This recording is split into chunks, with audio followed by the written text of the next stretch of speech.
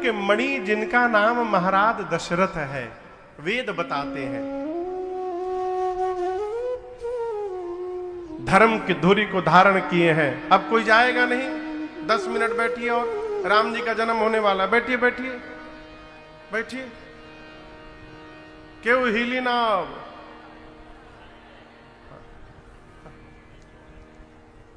10 minute में रघुनाथ जी अवतार लेने वाले हैं, कहां जा रहे हैं।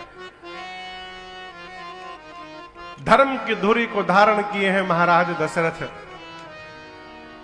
हृदय भगति, हृदय में क्या है? भक्ति। मति सारंग पानी, मति यानी मन में सारंग पानी है। सारंग पानी मैंने समझते हैं, सारंग नाम है राम जी के धनुष का। क्या नाम है? शंकर जी के धनुष का क्या नाम है? पिनाक। राम जी के धनुष का नाम है सारंग। अर्जुन के धनुष का क्या नाम था? गांडीव। तो राम जी के धनुष का नाम है सारंग। अब पानी मतलब हाथ, यानी हाथ में सारंग धनुष धारण करके जो रहते हैं उनका नाम है सारंग पानी। ये राम जी का नाम है। तो दशरथ जी के हृदय भगति मति सारंग पानी, मति में सर्वकाल राम जी विराजमान है। अब आप कहोगे महाराज अभी जन्म हुआ नहीं तो राम जी कहां से मति में आ गए? तो यही दशरथ जी महाराज पिछले जन्म में मनु जी थे। नैमिषारण्य में 23,000 वर्ष तपस्या किए थे। राम जी सीता जी दर्शन दिए थे।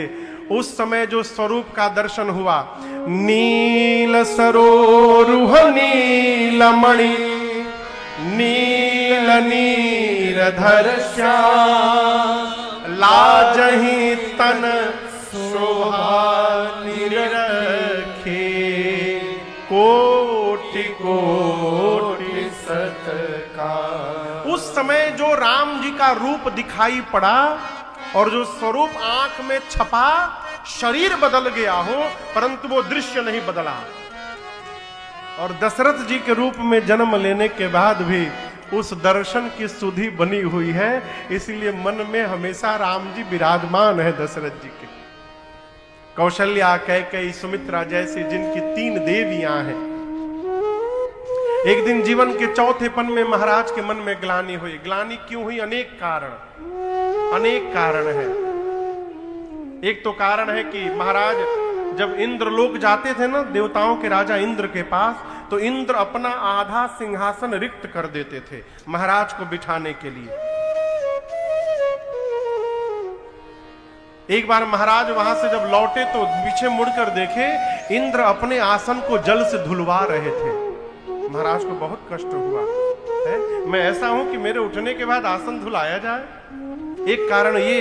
एक दूसरा कारण, मां कौशल्या ने एक दिन कहा, महाराज आपके बाद आपके पितरों को जल कौन देगा?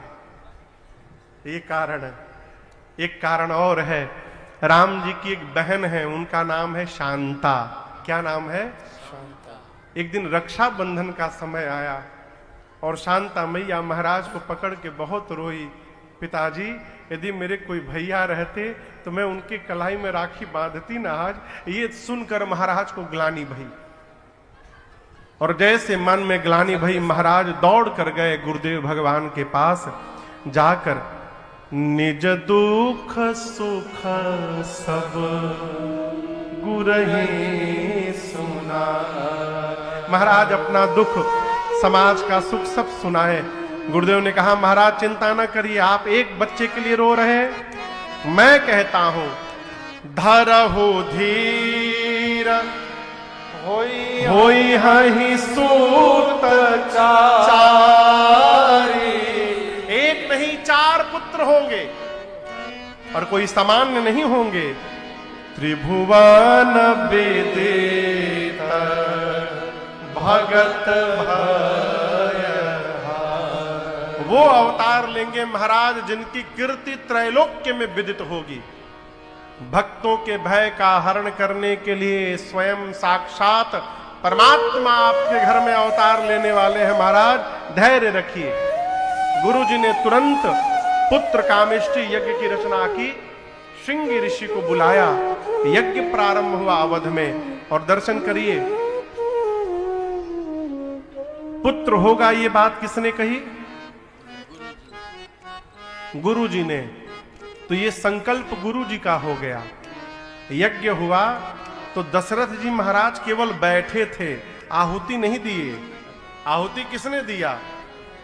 भगति सहित मुनि आहुति दीने, भगति सहित मुनि आहुति दीने, प्रगटे अगे चरु कर लीने, प्रगटे अगे चरु कर लीने। बोले जो वशिष्ठ कछु हृदय विचारा, जो वशिष्ठ कछु हृदय विचारा, सकल कार्य सिद्ध तुम्हारा, सकल कार्य सिद्ध तुम्हारा, सकल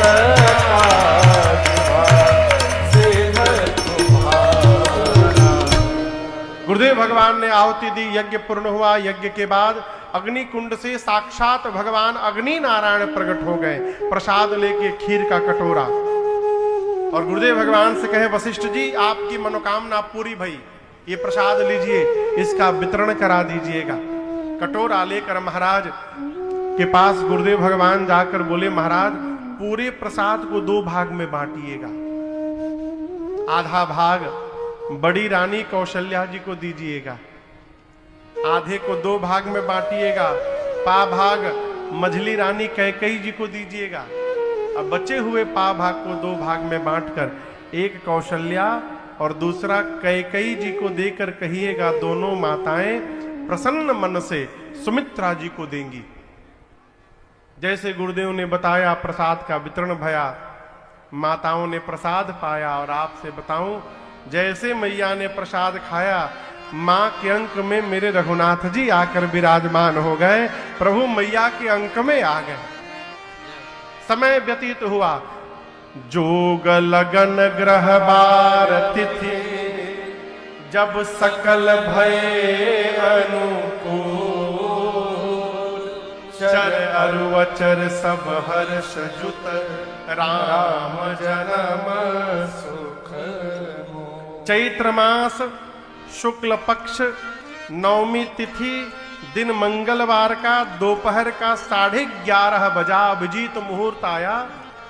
क्या हुआ? अयोध्या में शीतल मंद सुगंध हवाएं बहने लगी। अयोध्या के पर्वत पर मणि प्रकट होकर जगमगाने लगे, पुष्प खिल गए, सुगंधित वातावरण हो गया। संत आकर कीर्तन करने लगे। तब तक एक संत ने कहा, नीचे का छोड़ो, ऊपर आकाश में देखो। क्या हुआ था? सब देव चले महादेव चले, महादेव चले, ले ले फूलन के हार रे, आओ राघव सांवरिया, सब देव चले महादेव चले, महादेव चले, ले ले फूलन के हार रे, आओ राघव सांवरिया। शिव शंकर ने आगे बढ़े कर अपना डमरू बजाया। शिव शंकर ने आगे बढ़ कर अपना डमरू बजाया। गंधर्वों ने ताल मिला कर प्रभु की स्तुति गाया। गंधर्वों ने ताल मिला कर प्रभु की स्तुति गाया। सब हरसी रहे, सब हरसी रहे, मेघ बरसी रहे, मेघ बरसी रहे, अमृत के सरस फुहार रे। आओ राघो सावरिया, सब देव चले, महादेव चले, महादेव चले, लय लय फूलन के हार रे। आओ राघो सावरिया, आओ राघो सावरिया, आओ राघो सावरिया। देवताएं सुर समूह बिनती करी, जब पहुँचे निज निज धाम, जगनिवास प्रभु प्रगटे, अखिल लोक विश्राम। जैसे 12 बजा दोपहर का, मां कौशल्या के अंक से एक प्रकाश पुंज प्रकट हुआ। प्रकाश पुंज समझते हैं, ज्योति निकली अंक पेट से, मां के एक ज्योति निकली। मां हाथ जोड़ के खड़ी हो गई, ये क्या है? ज्योति सामने गई और सामने जाकर वो ज्योति ने विराट रूप धारण कर लिया। इतना विराट रूप बना कि भगवान का सिर ब्रह्मलोक में, पांव पाताल में। भगवान शंकर मां पार्वती को कैलाश में कथा सुनाते कहते हैं, देवी वहां देखिए, भय प्रगट कृपाला दीन दयाला, कौशल्या गाइए। हर्षित महतारी मुनि मनहारी, अरे अद्भुत रूप निहारी, लोचन अभिरामा तन घन श्यामा, और निज आयुध भुज चारी, भूषण बनमाला नयन विशाला, और शोभा सिंधु हरारी, कह दुई कर तोरे स्तुति तोरी, अब के ही विधि करहूं अनंता, माया गुण ज्ञाना नीत अमाना, पुराण अनंता, करुणा सुख सागर सब गुण आगर, जेहि गावहि श्रुति संता, सो मम हित लागी जन अनुरागी, अब भयउ प्रगट श्रीकंता, ब्रह्मांड काया नियमित माया, रोम रोम प्रतिवेद करे, मम उर शोभा से उपहासी, सुनत धीर मति धीर उपजा जब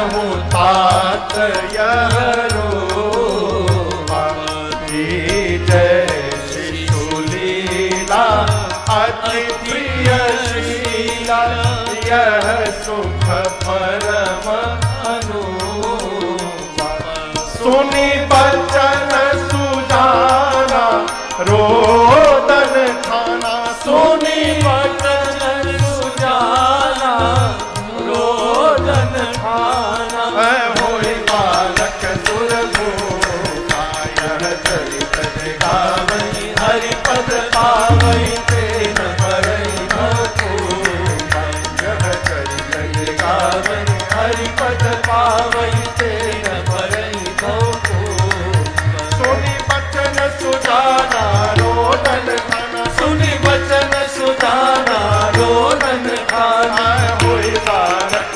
सुरभूपा यह चरित गावई हरिपद पावई तेन परई भूपा यह चरित गावई हरिपद पावई तेन परई भूपा यह चरित गावई हरिपद पावई तेन परई भूपा। बैठ जाइए बैठ जाइए बैठ जाइए। विप्रधेनु सुर संत हित लीन मनुज अवतार निज इच्छा निरमित तन माया गुण। भगवान प्रकट हो गए। भगवान के गले में बनमाल कमल के पंखुड़ियों के समान विशाल नेत्र श्याम वर्ण। मां देखी इतना बड़ा मेरे भीतर था। राम भगवान के एक एक रोम में करोड़ों करोड़ों ब्रह्मांड घूम रहे थे। रोम के छिद्र से वेद की ऋचा निकल रही थी। मां सोची इतना बड़ा मेरे भीतर था, कौन मानेगा। मम उरसो बासी लोग सुनेंगे तो हंसेंगे। यह उपहासी कितना भी बुद्धिमान व्यक्ति सुनेगा विश्वास नहीं करेगा। सुनत धीर मति धीर ना। भगवान की भुजाएं फड़की। भगवान ने कहा मां चरित बहुत विधि किन्न चाहो, तुम्हारा बेटा आ गया है, कहो क्या करूं। मां बोली बेटा बन के आए हैं कि बाप बन के आए हैं, पहले ही बताइए। बेटा बने हैं कि बाप बने हैं। कहीं इतना बड़ा बेटा जन्म लेता है किसी का, इतना बड़ा। भगवान बोले मां पहली बार किसी का बेटा बना हूं, आई हैव नो आइडिया। कैसे बेटा बनना चाहिए हमको मालूम नहीं माई।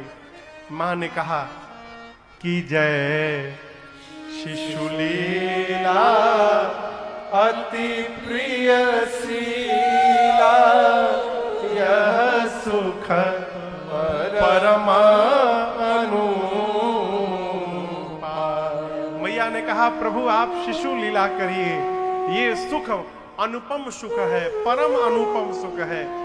जैसे माई ने कहा भगवान तुरंत छोट लड़का बन गए।